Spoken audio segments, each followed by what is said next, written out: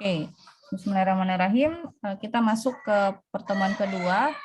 Jadi di pertemuan kedua ini Ibu akan sampaikan beberapa hal tentang ini lagi apa yang akan kita pelajari dalam pengenalan pola ini, ya, lebih detail lagi dibanding yang tadi kita bahas di pertemuan pertama.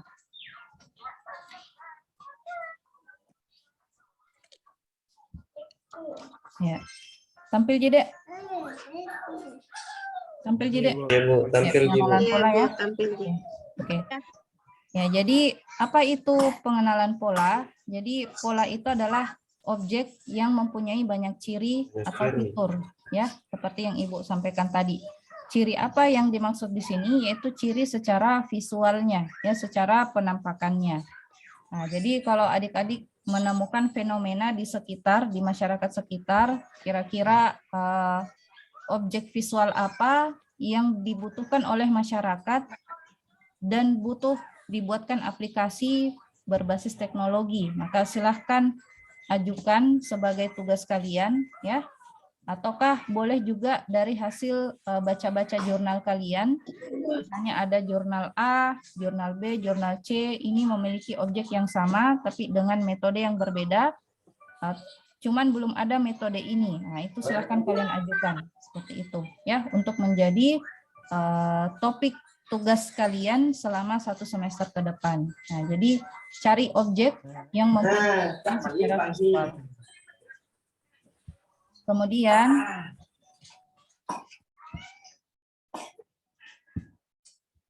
ya.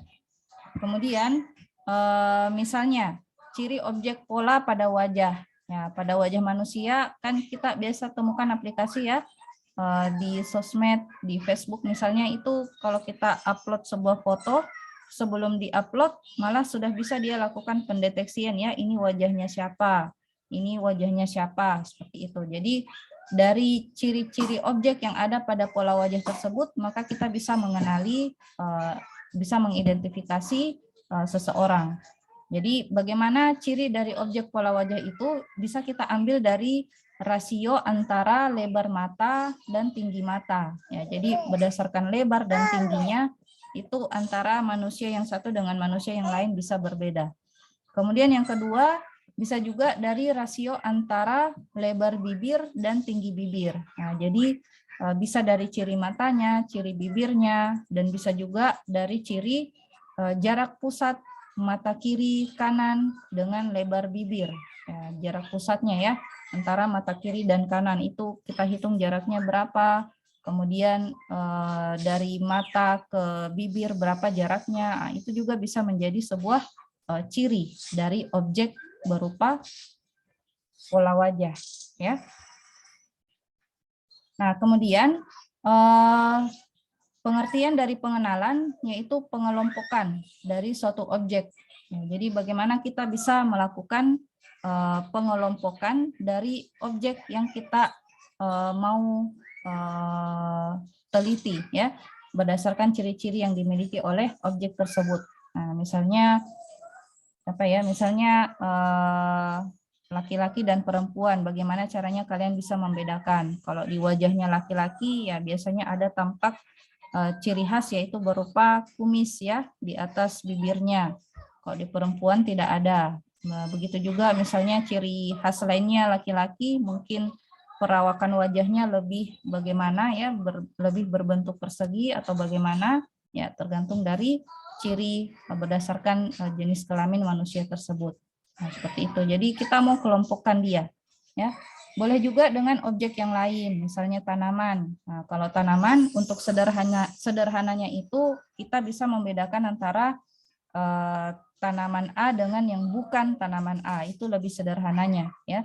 Yang misalnya tanaman mangga dengan bukan tanaman mangga. Nah, kita inputkan nih, kita pilih nih metode apa dari ekstraksi fitur yang bisa membedakan buah mangga ini dengan buah yang lain. Jadi ketika di-input buah mangga, maka yang menjadi output itu adalah berupa buah mangga. Kalau kita input buah yang lain, maka outputnya ini bukan buah mangga, seperti itu. Nah, jadi Bagaimana cara objek itu bisa dikenali? Ada dua caranya. Yang pertama, objek itu harus mempunyai nilai pembeda, ya. Nilai pembeda yang besar dengan objek lain. Artinya dia memiliki ciri khasnya yang sangat berbeda dengan objek yang lain. Seperti itu. Misalnya kalau buah mangga dengan buah lain, apa ciri khas tertentunya itu buah mangga sehingga bisa kita bedakan dengan buah yang lain. Ya, misalnya dari sisi warna, ya, mangga itu warnanya hijau, sementara buah yang lain itu warnanya bukan hijau. Nah, boleh seperti itu. Atau kalau mau ditambah lebih kuat lagi cirinya, ditambah lagi dengan ukurannya. Misalnya kalau buah mangga ukurannya itu agak bulat, ya, khusus untuk mangga jenis apa juga berbeda-beda lagi, tergantung lagi dari jenisnya. Jadi silahkan lebih spesifik lagi supaya bisa kita bedakan antara buah mangga tersebut dengan buah yang lain. Kemudian cara yang kedua, standar ciri yang disyaratkan itu harus sama, ya. Jadi misalnya kita ambil ukuran dari mangga, misalnya bentuknya, maka yang kita ambil dari buah yang lain juga bentuknya. Jadi itu bisa menjadi pembeda seperti itu. Jadi seperti kita manusia, layaknya manusia, bagaimana bisa membedakan antara objek yang satu dengan objek yang lain secara visual, maka gunakanlah pembeda secara visual itu untuk menjadi pengelompokan nanti di dalam aplikasi yang akan Anda buat nantinya. Nah, kemudian adapun proses pengenalan pola, ya, pengenalan objek itu bisa kita lihat di sini ada dua, ya, seperti yang Ibu bilang tadi, ada proses training. Jadi ini adalah trainingnya. Kemudian yang di bawah ini adalah testingnya, ya.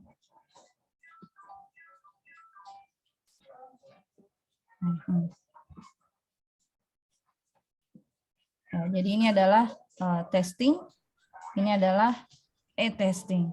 Yang di atas ini training, pelatihan, yang di bawah ini testing. Apanya bisa kita lihat dia adalah training, dia adalah testing dari sininya, dari basis datanya.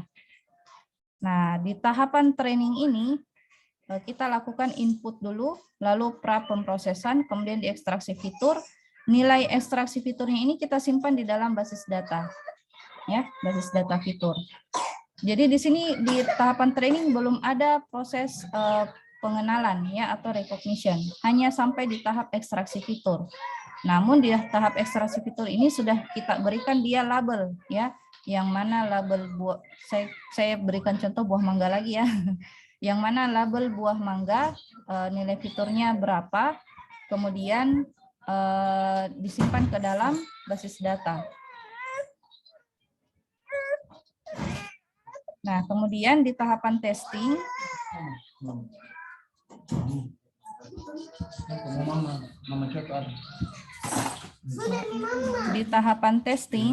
itu sama tahapannya dengan training, ya, input citra dulu, lalu pra pemrosesan, kemudian diekstraksi fitur. Nah, di sini dia ada apa? Dia ada ini, pencocokan fitur dengan basis data pelatihan. Nah, di sini nih metode recognition-nya. Bagaimana metode recognition itu bisa mencocokkan, ya, membandingkan nilai fitur yang didapatkan di testing ini dengan nilai fitur yang didapatkan di hasil training. Yang mana yang mendekati, ya, yang mana yang cocok atau paling tidak mendekati, maka itulah yang akan menjadi hasil recognition-nya.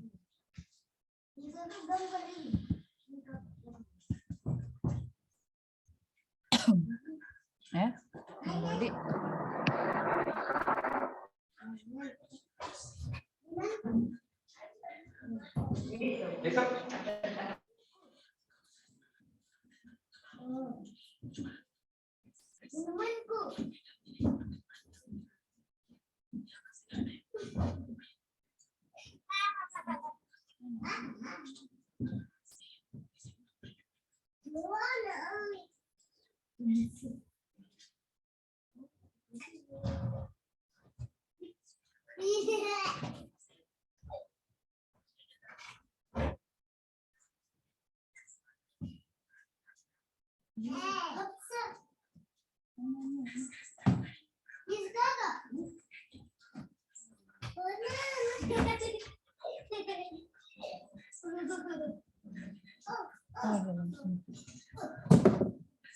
Sorry dek, aku cari dulu charger laptop tadi.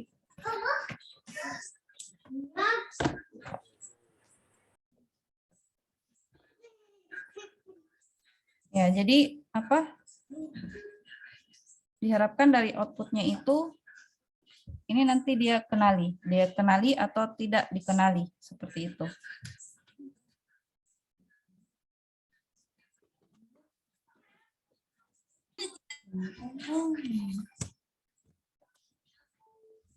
Ya.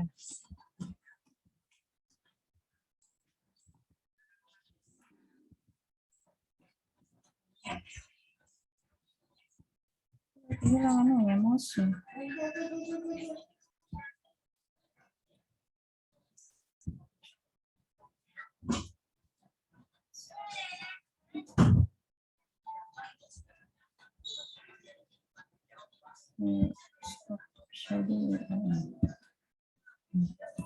Ya, jadi ada yang mau ditanyakan di sini, Dek. Jadi pengenalan pola itu ada 2 tahapan, ada training dan ada testing. Bagaimana membedakannya? Ya tinggal dibikin aja 2 halaman nanti dalam aplikasi tak. Ada halaman khusus untuk training, ada halaman khusus untuk testingnya. Oh my god, kenapa suka sekali hilang mouse-nya ini?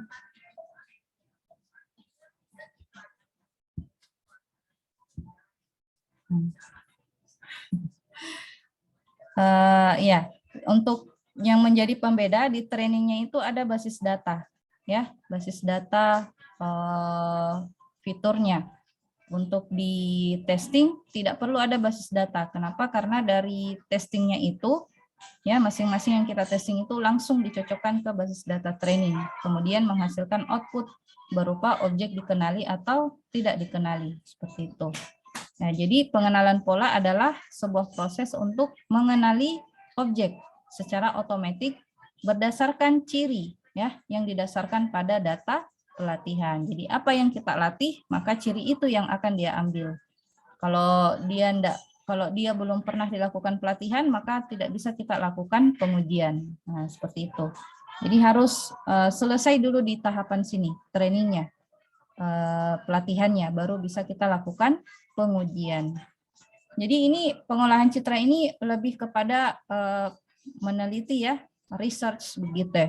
Adapun pengaplikasiannya di masyarakat masih begitu jarang dilihat, kecuali dalam hal industri, ya, otomatisasi industri.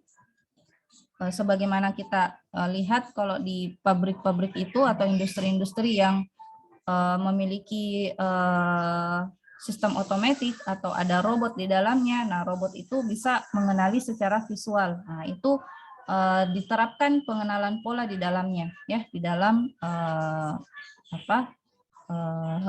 sistem dari pabrik tersebut, seperti itu. Adapun di masyarakat umum masih belum kelihatan, ya, kecuali yang paling sering dipakai itu adalah pengenalan sidik jari. Nah, itu paling sering dipakai. Ada pengenalan sidik jari, absen juga bisa pengenalan berupa wajah, absensinya, ya. Paling sebatas itu, Ji, untuk pengenalan pola berbasis visual. Nah, kemudian saya hapus dulu.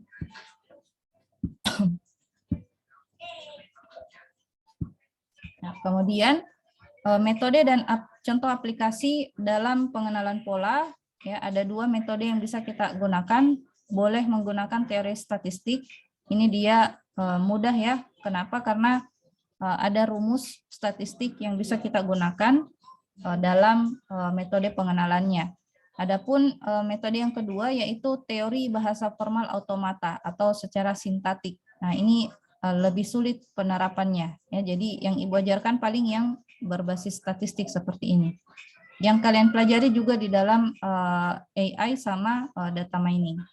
Nah, kemudian contoh aplikasi pengenalan pola itu sudah banyak diimplementasikan dalam bidang kedokteran, ya. Ada namanya biomedik, biometrik, dan lain-lain.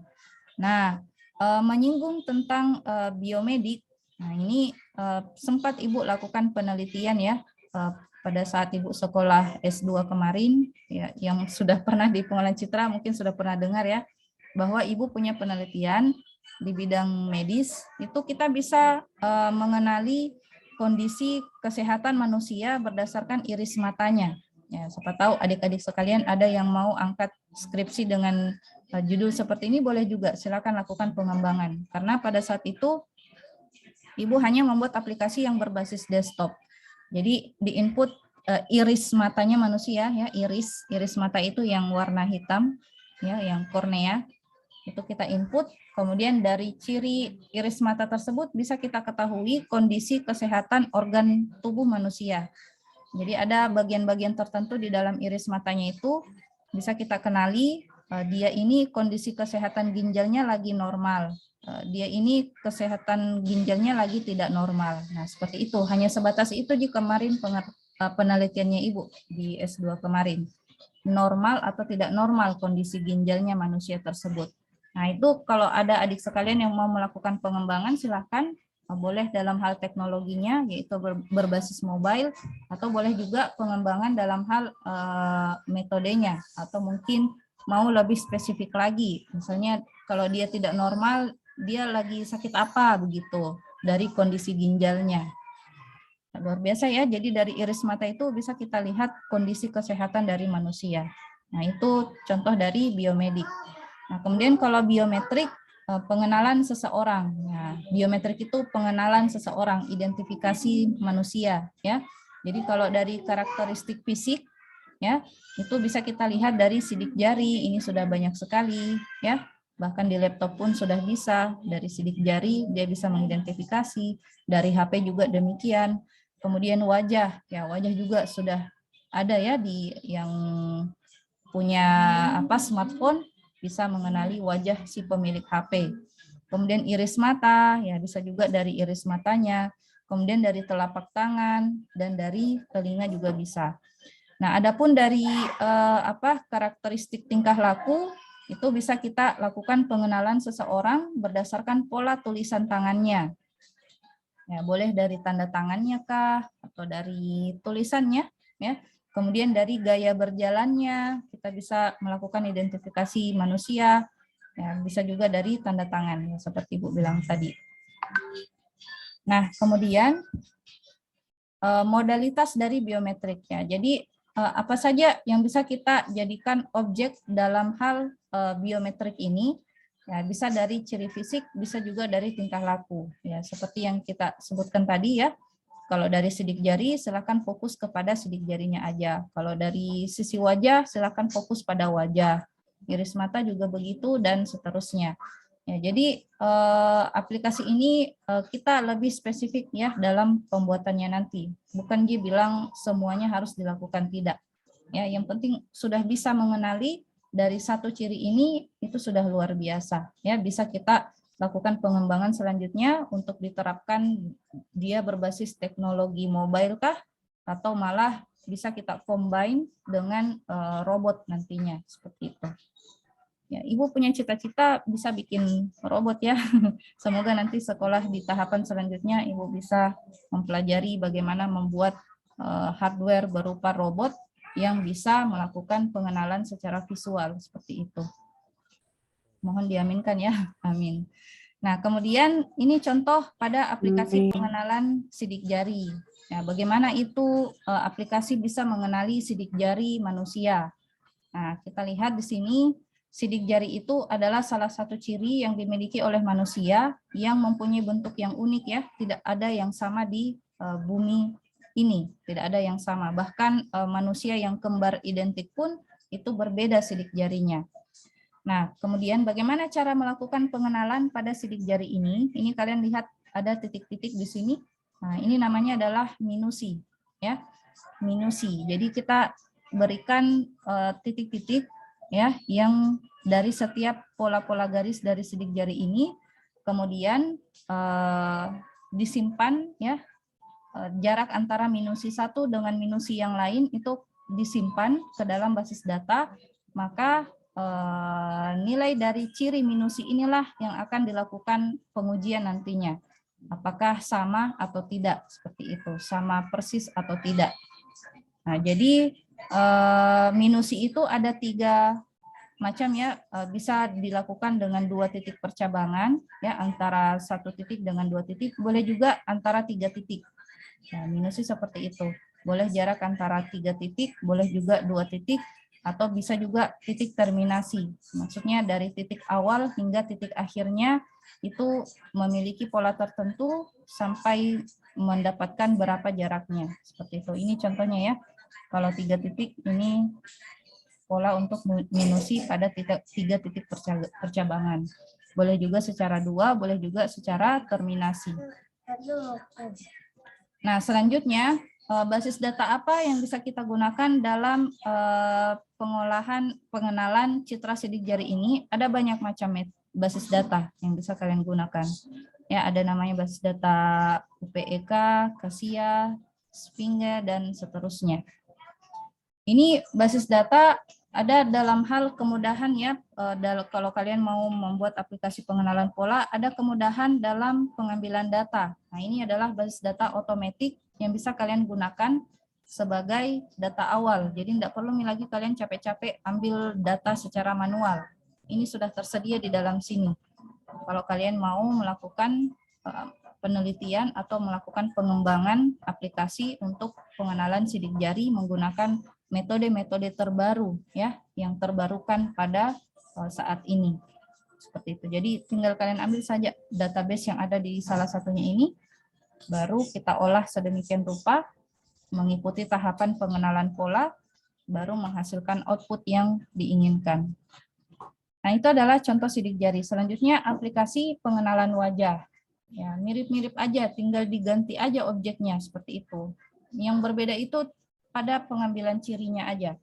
Nah, jadi kalau citra wajah itu juga salah satu dari modalitas biometrik tadi ya, yang mengalami perubahan meskipun dalam waktu yang lama ya. Misalnya dari bayi ke balita itu ada sedikit yang berubah wajahnya, dari balita ke remaja begitu juga, dari remaja ke dewasa cuman berubah sedikit seperti itu. Jadi itu adalah salah satu tantangan dari pengenalan wajah ya. Kenapa? Karena postur tubuh manusia itu kalau dia menjadi kurus, wajahnya juga berubah. Kalau gemuk, berubah juga seperti itu. Begitu juga ketika usianya berubah. Ketika dia menua, pasti ada objek-objek di dalam wajahnya yang berubah ya. Entah itu berkeriputkah atau bibirnya yang tadinya tampak senyum, tapi ketika menua, karena pengaruh gigi yang sudah hilang beberapa, menjadi lebih turun ke bawah bibirnya atau bagaimana. Begitu juga dengan ekspresi. Ya, ekspresi itu bergantung dari psikis manusia. Kalau dia lagi happy, ekspresinya pasti lebih cerah. Kalau dia lagi sedih, ekspresinya jadi lebih gelap seperti itu. Nah, jadi itu adalah beberapa tantangan yang bisa kalian dapatkan ketika mau membuat aplikasi pengenalan wajah. Adapun database yang bisa kalian gunakan untuk mendapatkan data awal dari objek wajah ini, bisa kalian gunakan beberapa database yang ada di sini. Ya. Nah, selanjutnya adapun contoh ya metode pengenalan, analisis dan interpretasi citra wajah itu bisa kita lihat dari beberapa penelitiannya orang ini. Ada yang dari tahun 2008, kemudian dia lanjutkan 2011 oleh Arif, itu berbasis penampakan atau appearance based. Kemudian ada juga penelitiannya si Kresimir pada tahun 2005, itu mereka, Arif dan Kresimir ini menggunakan metode PCA dan LDA dalam pengenalan wajahnya ya, yang berbasis penampakan ini, berbasis penampakannya, apakah itu dari ekspresinya dan sebagainya. Kemudian kalau berbasis fitur itu dilakukan juga oleh si Arif ini tahun 2009 menggunakan ciri-ciri fitur dominan ya yang tidak mudah berubah. Jadi dia ada ciri fitur yang dia gunakan yang tidak mudah berubah ya, misalnya lebar mata, lebar bibir, ketinggian hidung, kelengkungan wajah dan ciri geometris lainnya. Nah, geometris ini adalah yang bisa kita ukur, ya, baik itu secara lebar, tinggi, maupun diagonal. Ya, yang sholat di daerahnya silakan sholat dulu ya. Nanti kalian bisa simak materinya Ibu dari video YouTube. Nanti setelah ini Ibu upload di YouTube. Kemudian bisa juga berbasis hybrid, ya, digabung antara berbasis penampakan dan berbasis fitur. Nah, kemudian itu tadi wajah. Sekarang kita masuk ke contoh aplikasi pengenalan citra iris mata. Nah, iris mata ini salah satu yang Ibu sebutkan tadi, dia bisa berbasis medis, ya. Jadi iris mata itu terletak antara pupil dan sklera. Ya, pupil itu yang tempatnya tai mata keluar. Pupil yang paling kecil di dalam. Kemudian sklera itu yang warna putihnya mata. Ya, korek Ibu ya kalau Ibu salah. Soalnya Ibu bukan bidang medis. Nah, kemudian iris mata setiap manusia itu bersifat unik, ya, bahkan yang kembar identik juga berbeda iris matanya. Jadi bukan hanya dari sidik jari, iris mata juga demikian. Nah, kemudian untuk identifikasi seseorang itu pada iris mata mempunyai tingkat kesalahan yang sangat kecil. Ya, karena sama dengan sidik jari, berbeda ya. Kemudian, adapun database yang bisa kalian gunakan kalau mau memilih objek iris mata, ini yang bisa kalian gunakan. Ada Cassia, yang paling terkenal itu Ubiris. Ubiris, banyak data iris mata yang bisa kalian gunakan di sini. Nah, kemudian contoh yang lain, aplikasi pengenalan citra telapak tangan. Ya, telapak tangan ini, palem ya. Telapak tangannya manusia, bukan mau meramal ya, bukan mau meramal jodoh, bukan, tapi untuk pengenalan seseorang berdasarkan citra telapak tangannya.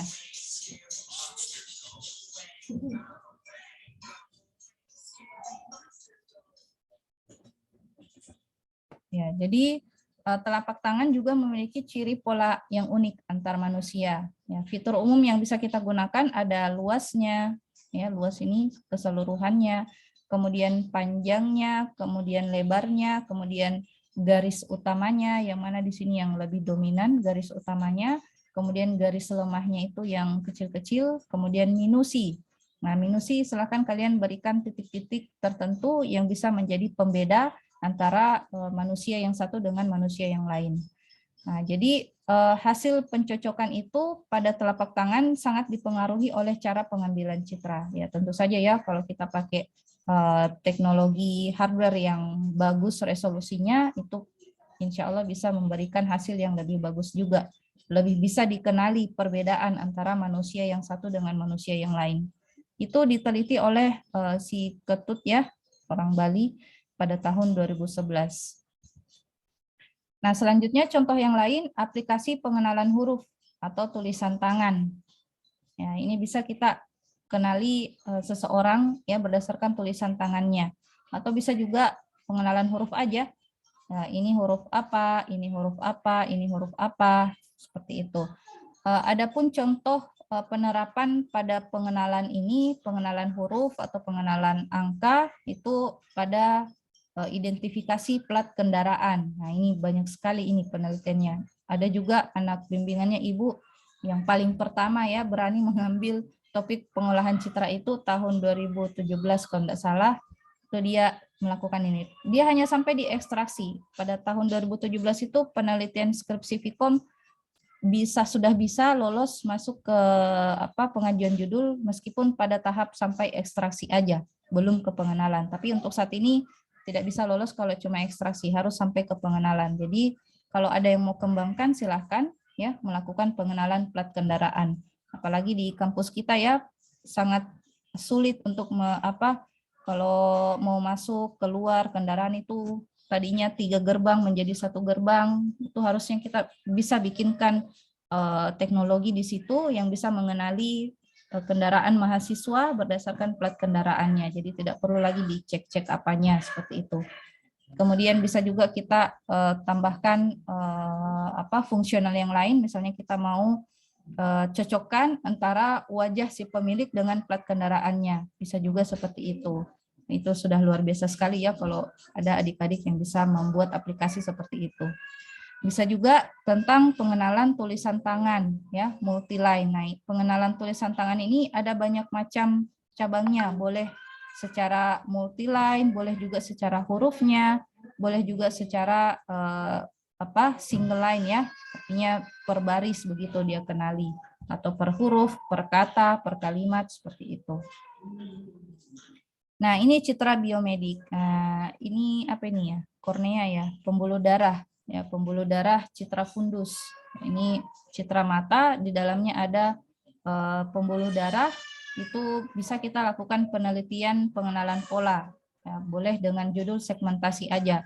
Nah, kalau segmentasi itu hasilnya seperti ini.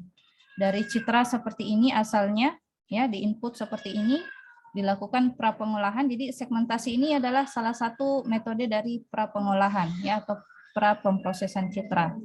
Yang dihasilkan outputnya itu cuma begini aja, cukup ada output seperti ini sudah bisa menghasilkan penelitian, ya, yang bisa bermanfaat untuk dilakukan pengembangan selanjutnya.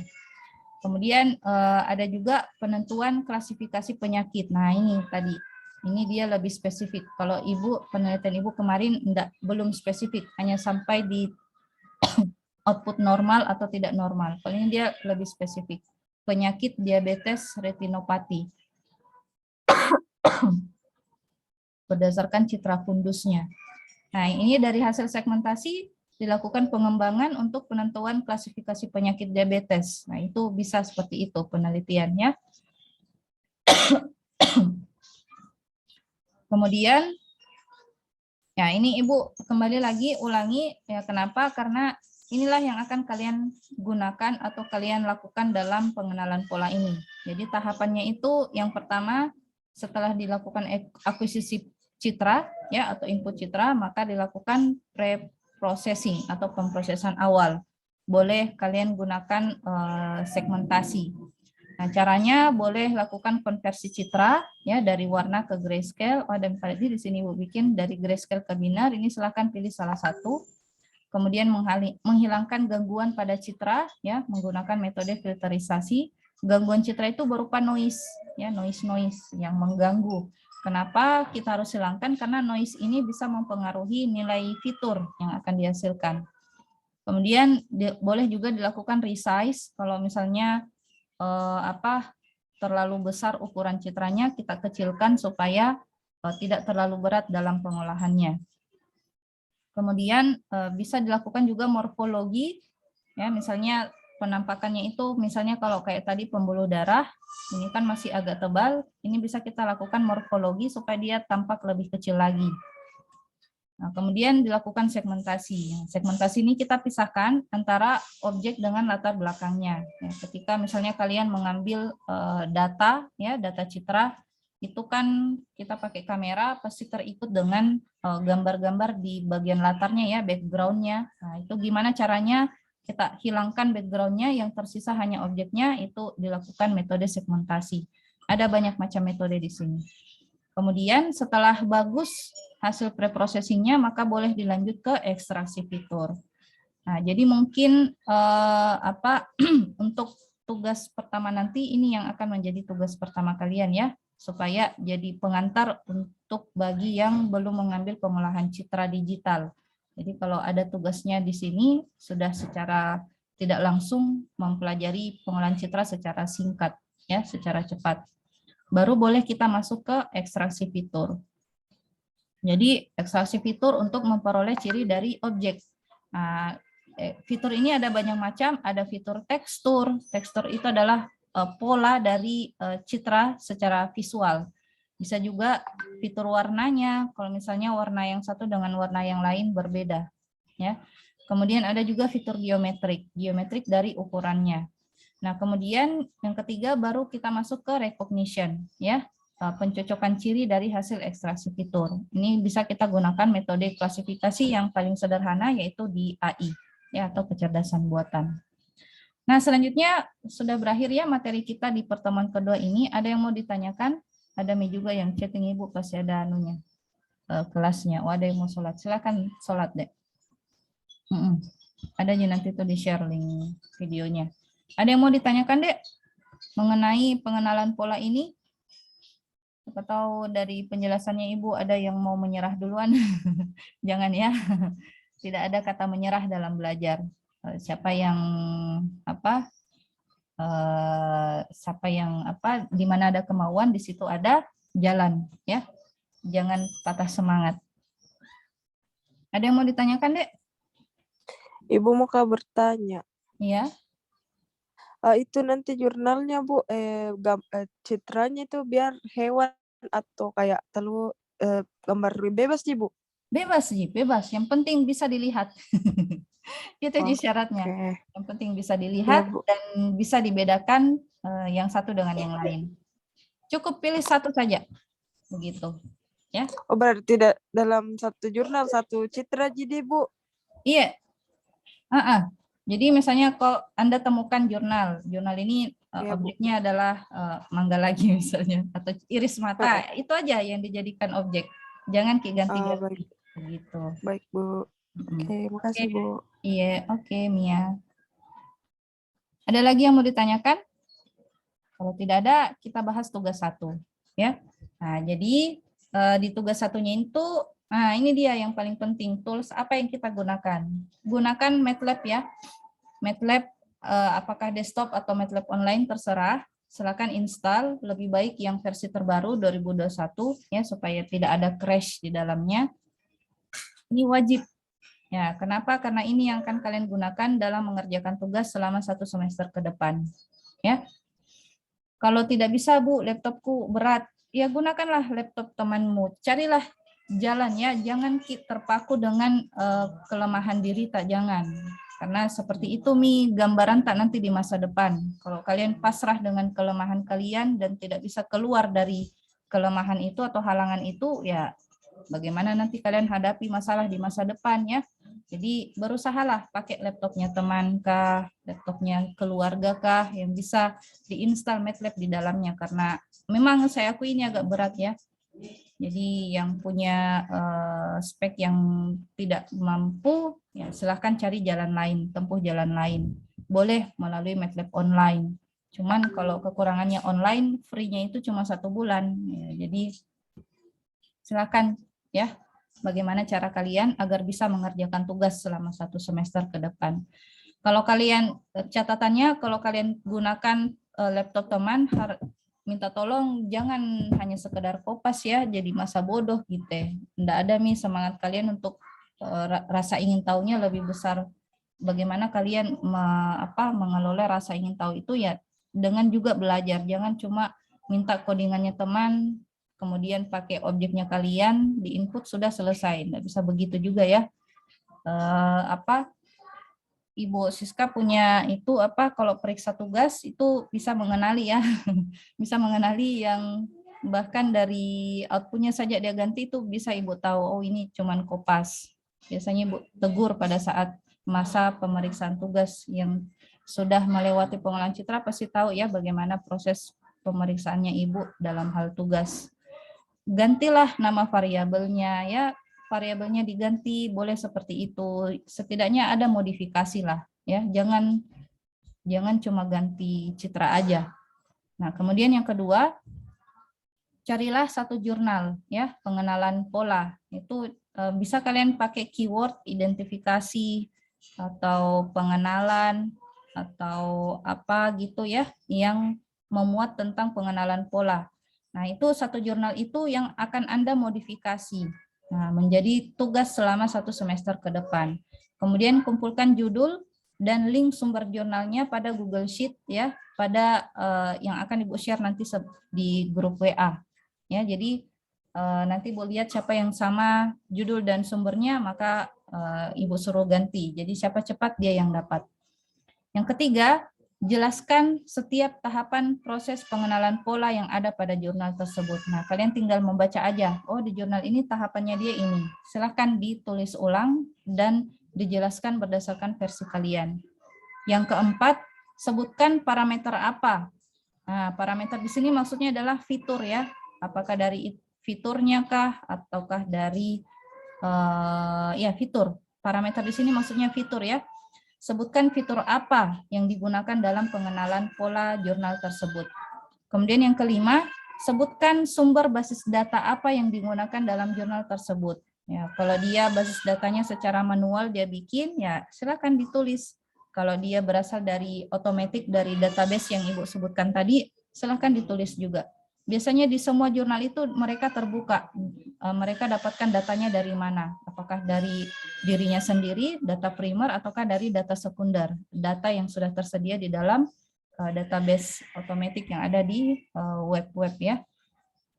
Kemudian cek key itu sumber basis datanya, kalau dia dari data sekunder, screenshot sumber basis data tersebut melalui browser Anda ya, supaya kalian tahu oh di sini dia dapatkan ini datanya, seperti itu. Jangan hanya sekedar tahu tapi tidak tahu di mana dia dapatkan.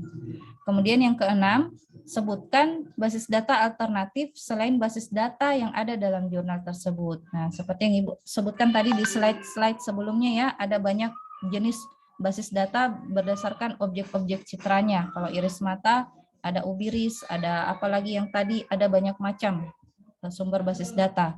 Itu silakan kalian cari tahu basis data yang lainnya selain yang ada dalam jurnal tersebut. Ya. Kemudian tampilkan screenshot sumber basis data alternatif tersebut. Tinggal di screenshot aja.